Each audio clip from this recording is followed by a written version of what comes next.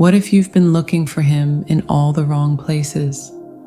What if the most profound sign of his return has nothing to do with a text message, a social media like, or even a knock on your door? We become so fixated on the physical horizon, scanning for the silhouette of his arrival, that we completely miss the subtle seismic shift happening deep beneath our own feet. The truth is, the journey of the divine masculine's awakening is not a loud, dramatic parade you watch from the sidelines. It is a silent, subterranean recalibration, a movement of tectonic plates within his own soul that you feel first not as an event, but as a fundamental change in the atmosphere of your own being. It's that strange, unexpected sense of peace that descends for no apparent reason. The moment you realize the frantic anxiety that once tied your stomach in knots has simply loosened its grip. It's not that you've given up hope. It's that hope has transformed from a desperate gasp into a quiet, steady breath. This beautiful soul is your proof. You are not sensing his absence anymore. You are sensing his presence on a different frequency. You are feeling the reverberations of him finally coming home to himself.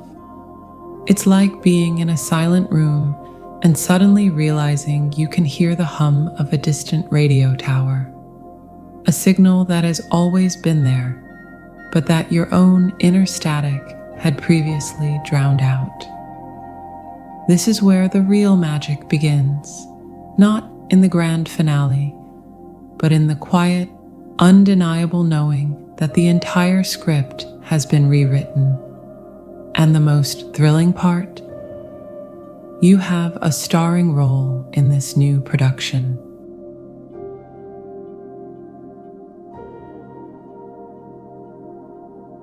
You know the feeling, don't you?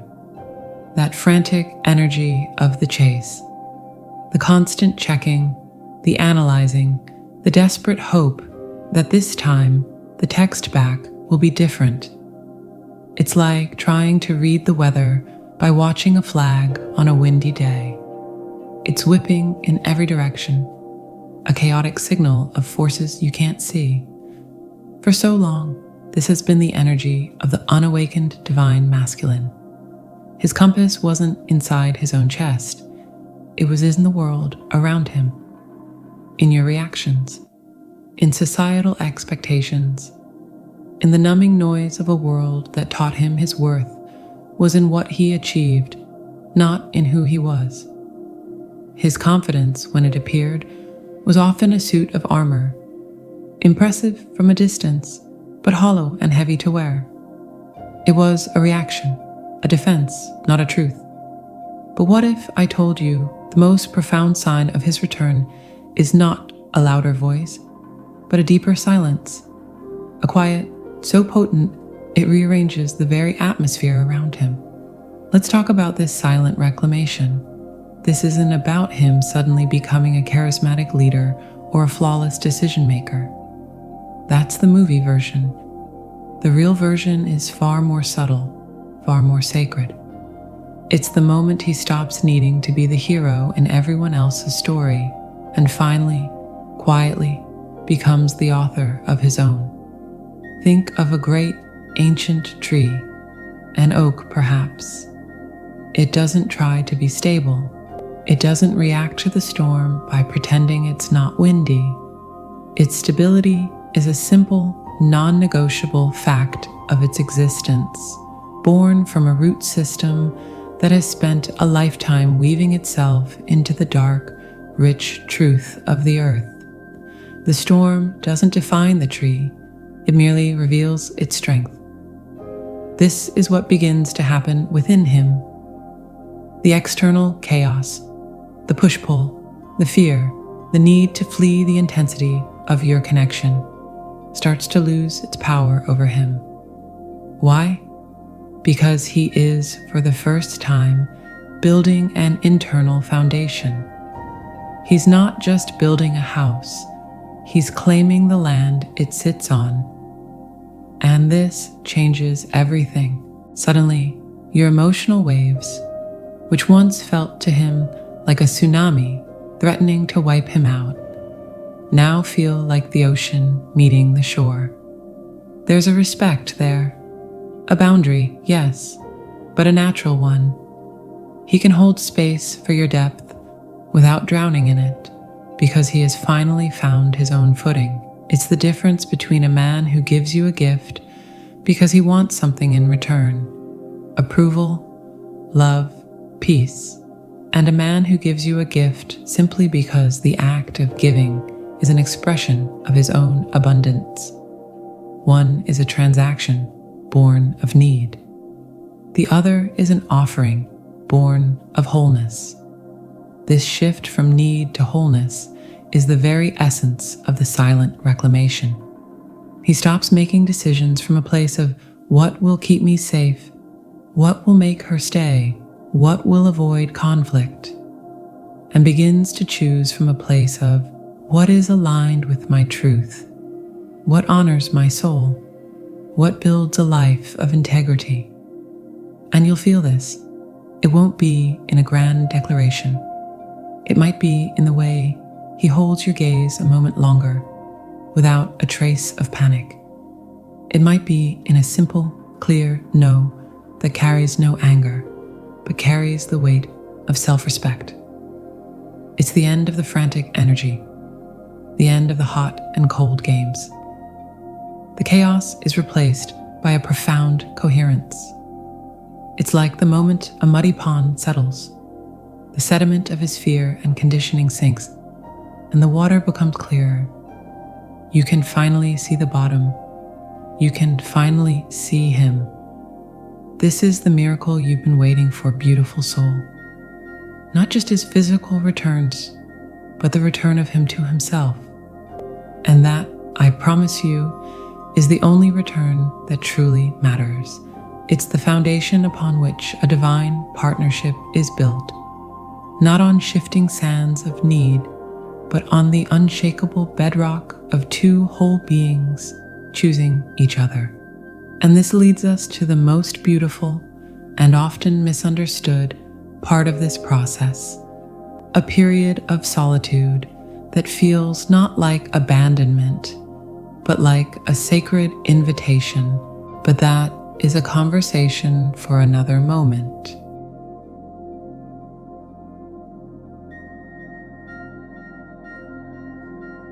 Let's talk about the silence, not the punishing, empty silence of the runner, the one that feels like a door slammed shut, leaving you in a cold corridor of your own doubts.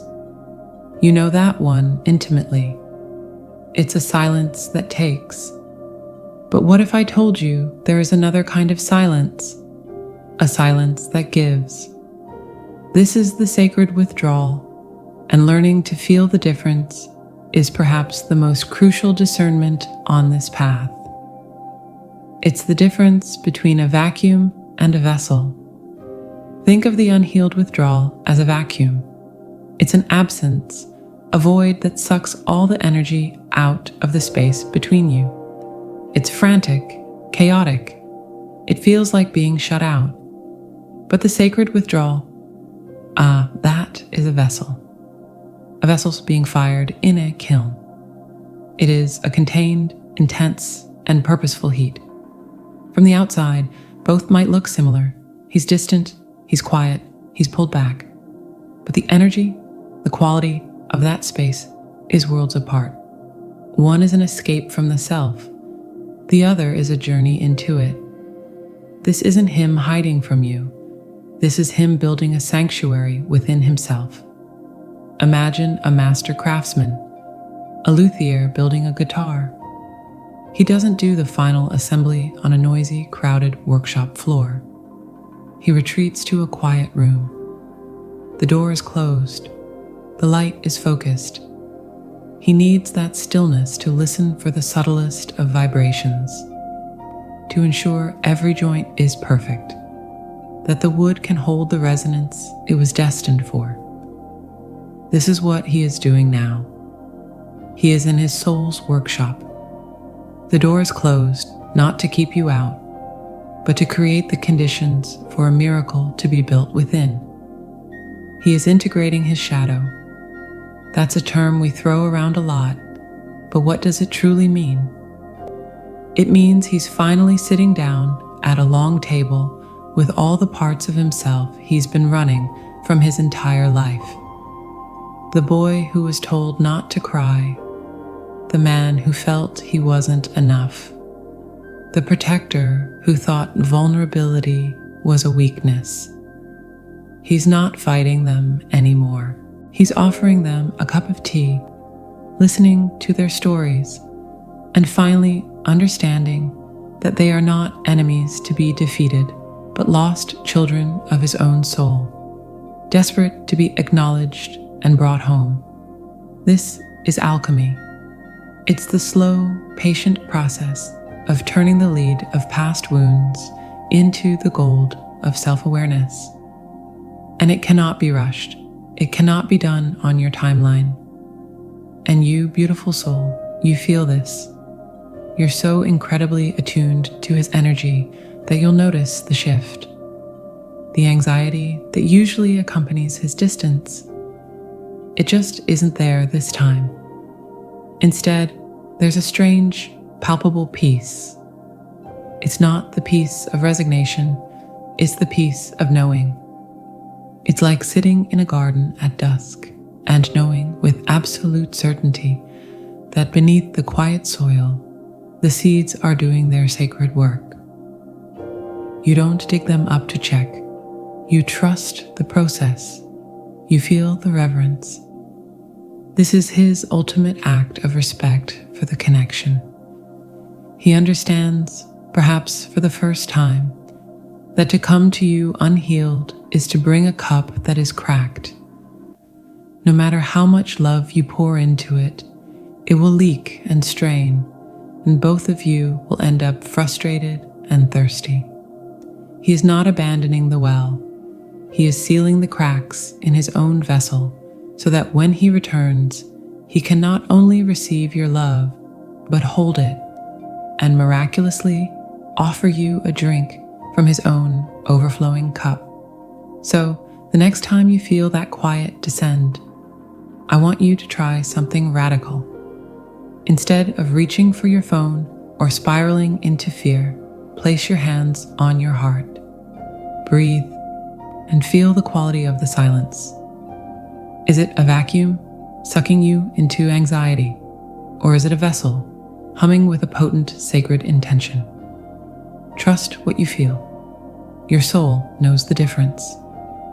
This sacred solitude is where he forges the final, missing piece, not for you, but for the wholeness that will make union possible. And the moment that piece clicks into place, well, that's when the real magic begins. But that, dear one, is a story of its own.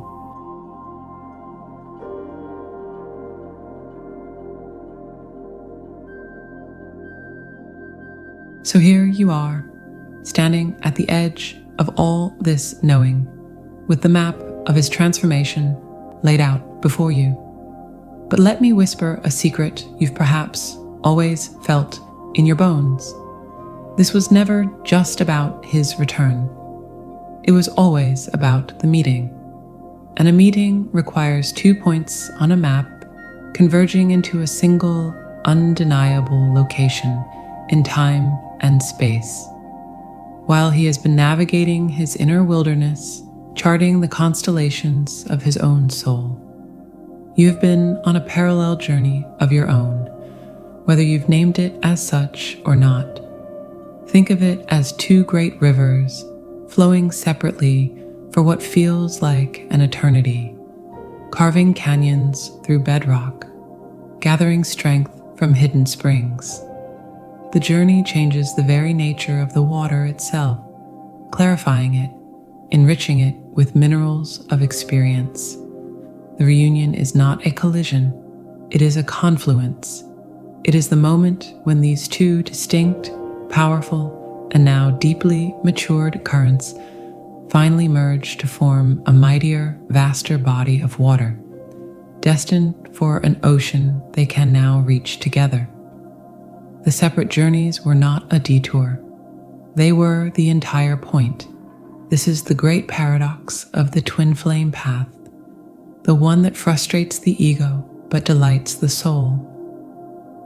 The longing for union is what initiates the journey, but the achievement of wholeness within yourself is what makes union possible. You have not been waiting for him. You have been preparing for each other. And the most profound sign of his awakening is that it begins to feel less like waiting and more like a quiet, steady attunement.